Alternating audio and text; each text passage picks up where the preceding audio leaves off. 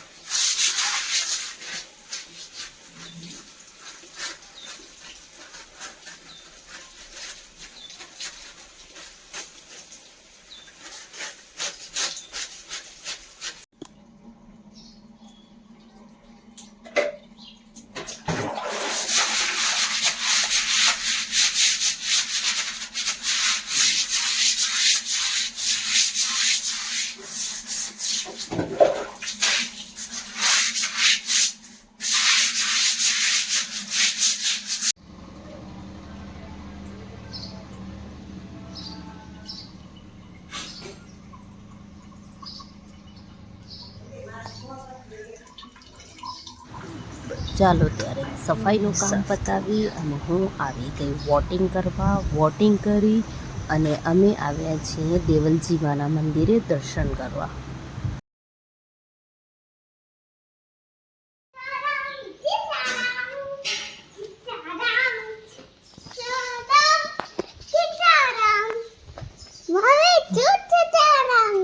સીતારામ મગરમચ્છ છે અહીંયા આગળ તું અને જો તો કેટલા બધા ફૂલ થયા કમળના ફૂલ થયા જો આને કમળ કહેવાય શું કહેવાય ઉભો રહે અહીંયા ગારો હે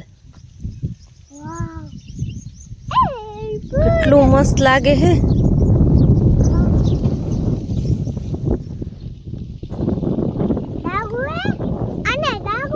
એને લાગુ કેવા મસ્ત કમળના ફૂલ ધૂલું જા નહીં દીકું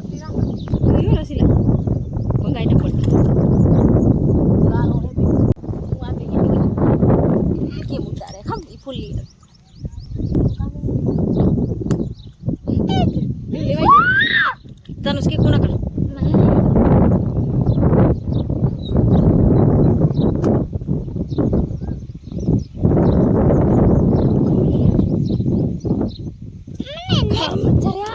અંદર મકર હે ધ્યાન છોડે ને મારી જો કેટલો મોટો હોય ઓય રજો તુલો મગર જવાય નહીં લારે ધોડે તો આપણે પહોંચી ન વરીએ